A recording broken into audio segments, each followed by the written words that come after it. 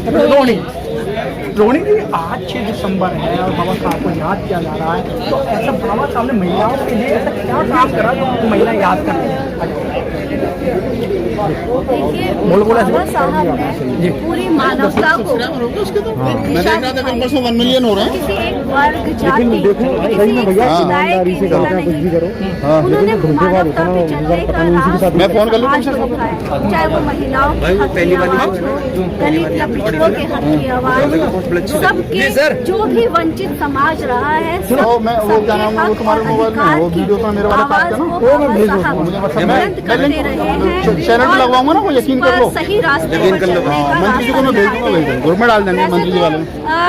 इतने लोगों हम लोगों को अपने परदादाओं की भी हम डेथ एनिवर्सरी हमें याद नहीं होगी, लेकिन हम अगर बाबा साहब को आज भी याद कर रहे हैं तो उसकी वजह ये है कि उन्होंने सिर्फ अपने परिवार के लिए नहीं, पूरे समाज के लिए, पूरी मानवता के लिए संघर्षरत रहे, उनके लिए उन्होंने काम किया।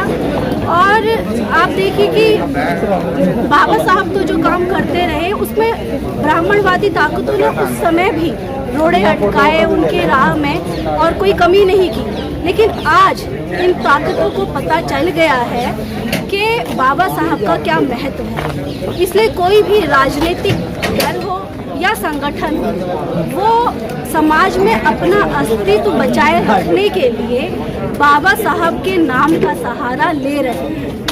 हर राजनीतिक पार्टियां आज बाबा साहब का नाम लेने लगी हैं। बाबा साहब की बड़ी बड़ी मूर्तियां बनाई जा रही हैं और उन्हीं मूर्तियों के पीछे उनकी विचारधारा को दफन करने की साजिशें भी रची जा रही हैं। क्या ये मतलब बाबा साहब ने जो संविधान लिखा है, जो महिलाओं को अधिकार दिए, ये दलित समाज के सभी समाज की महिलाओं को अधिकार दिए? ये तो हर समाज महिला, उन्होंने जो महिलाओं के लिए, चाहे वो हिंदू कोड बिल लाए हों या जो भी हो, हर समाज की महिला के लिए ये है। पहले क्या था कि अगर कम उम्र में ही महिला अगर विधवा हो जाती है तो उसे दूसरी शादी करने का अधिकार नहीं था। अगर उसका पति उसे छोड़ दे तो उसे अपना खर्चा भत्ता लेने का अधिकार नहीं था। महिलाओं को पुनर्विवाह का अधिकार नहीं था और ये सारे अधिकार, उनको आत्मसम्मान से जीवन जीने का अधिकार बाबा साहब ने उन्हें दिलवाया। और सिर्फ दलित महिलाओं के लिए नहीं, हर वर्ग की महिलाओं के लिए दिलवाया। इसीलिए मैं बाबा साहब को सब जानते हैं। बाबा साहब को 14 अप्रैल को और 6 दिसंबर को याद करते हैं, लेकिन बाबा साहब की इस समय कोई नहीं मान रहा है। सब जो अपने जो आडंबर में फंसे हुए हैं, तो बाबा साहब को कैसे मनवाना होगा कि ये हमारे पूर्वज हैं, इन्होंने हमें सम्मान दिया है, तो कैसे मनवाना है? देखिए, मैं भी वही बात कह रही हूँ कि बाबा साहब की विचारधारा से खतरा इन ब्राह्मणवादी ताकतों को हमेशा बना हुआ है। ये लोग जानते हैं कि इस ब्राह्मणवाद और पाखंड का अगर कोई काल हो सकता है तो वो डॉक्टर अंबेडकर की विचारधारा और उनका संविधान ही हो सकता है। इसीलिए सत्ता में बैठे ये मनुवादी लोग भी कोई ऐसा मौका नहीं छोड़ते हैं संविधान पर प्रहार करने का। इसीलिए अभी कोई ये आम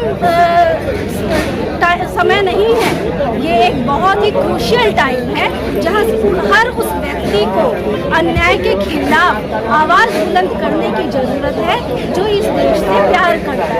आप देखिए 6 दिसंबर दशकों से बाबा साहब के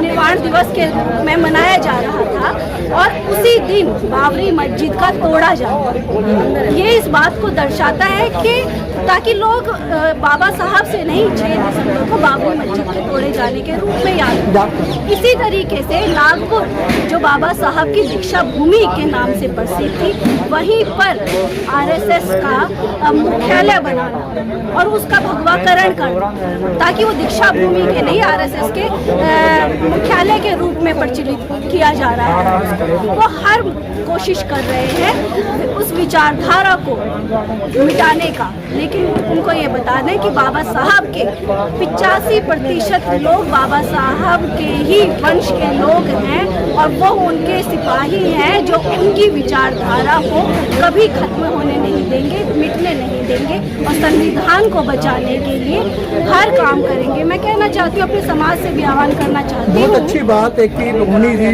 जो बोल रही हैं कि जो आज संविधान बचाना है, अगर संविधान बचेगा तो महिलाएं बचेंगी, लेकिन ये होगा कैसे?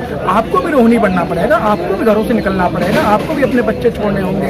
अगर आपने अपने बच्चे नहीं छोड़े, आपने अपनी जो सुविधा है वो अगर नहीं छोड़ी तो संविधान नहीं बचेगा, तो आप भी नहीं बचेंगे। तो किसी ने कहा है कि वो शिक्षा शेरनी का दूध है, जो पिएगा वो धाड़ेगा। आप रोहिणी जी इसीलिए धाड़ेंगे। जी हाँ रोहिणी, मैं यही बात मैं कहना चाह रही थी कि बाबा साहब का दिया हुआ मूल मंत्र है, शिक्षित रहो, संगठित बनो और संघर्ष करो। इसका क्या मतलब?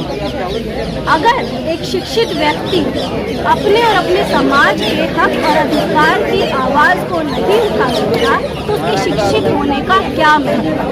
संगठित तो हमें होना है, मगर संगठित होकर हमें किसी पार्टी का वोट बैंक नहीं बनना है। हमें वो शक्ति बनना है जिसके खिलाफ जाने का विचार भी अगर सत्ताधीशों के मन में आए तो उनकी रूह कांप जाए। हमें संघर्षरत तब तक रहना है जब तक हम 85% समाज को उसका 85% हक न दें। बहुत बहुत धन्यवाद। इस तरीके से रोहिणी जी ने बताया है कि आपको भी मतलब शिक्षा लेनी होगी और बाबा साहब के संविधान को पढ़ना होगा, संविधान को घर घर में पहुंचाना होगा। जब भी आपको कैमरामैन गौतम के साथ Manoj. Press the bell icon on the YouTube app and never miss another update.